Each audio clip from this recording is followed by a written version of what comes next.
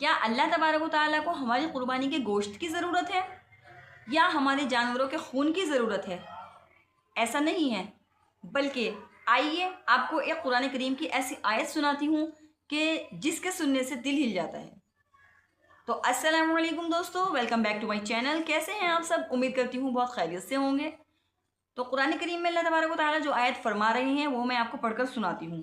اللہ تبارک و تعالیٰ قرآن کریم میں فرماتے ہیں لَن يَنَالَ اللَّهَ لُحُومُهَا وَلَا دِمَاؤُهَا وَلَكِن يَنَالُهُ التَّقْوَى مِنكُمْ، یعنی اللہ تبارک و تعالیٰ تک تمہاری جانوروں کا، تمہاری قربانی کا نہ گوشت پہنچتا ہے اور نہ خون پہنچتا ہے، لیکن اللہ تک تمہارا تقویٰ پہنچتا ہے۔ ٹھیک ہے، تو اس تقوی کا مطلب کیا ہے؟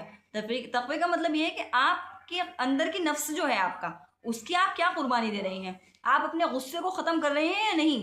حسد کو ختم کر رہے ہیں یا نہیں؟ تکبر کو توڑ رہے ہیں یا نہیں؟ آپ اپنے اندر عاجزی لا رہے ہیں یا نہیں؟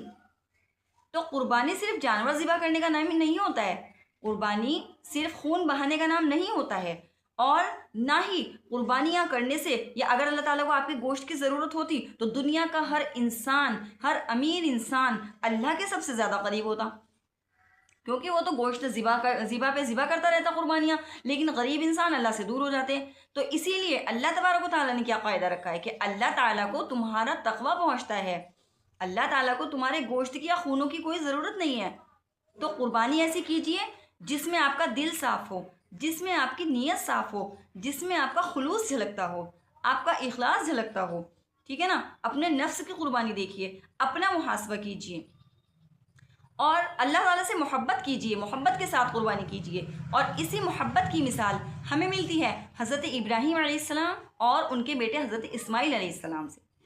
جب حضرت ابراہیم علیہ السلام نے خواب میں دیکھا کہ وہ اپنے بیٹے کو ذبح کر رہے ہیں تو یہ بہت بڑی آزمائش تھی اللہ تبارک و تعالیٰ کی۔ اپنے لختے جگر کو، اپنے جگر کے ٹکڑے کو قربان کر دینا یہ کوئی آسان چیز نہیں ہوتی ہے۔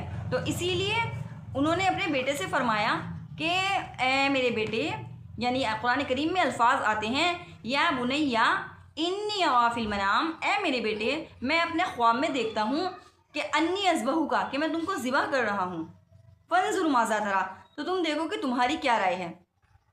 تو اس بات پر ایک نہایت فرما بردار بیٹے نے فرمایا کہ اے میرے والد صاحب، یا ابت افعل، اے میرے والد صاحب کر گزریے ما تؤمر، جس چیز کا آپ کو حکم دیا گیا ہے، ستجدنی انشاء اللہ من الصابرین، انشاءاللہ آپ مجھے صبر کرنے والوں میں سے پائیں گے۔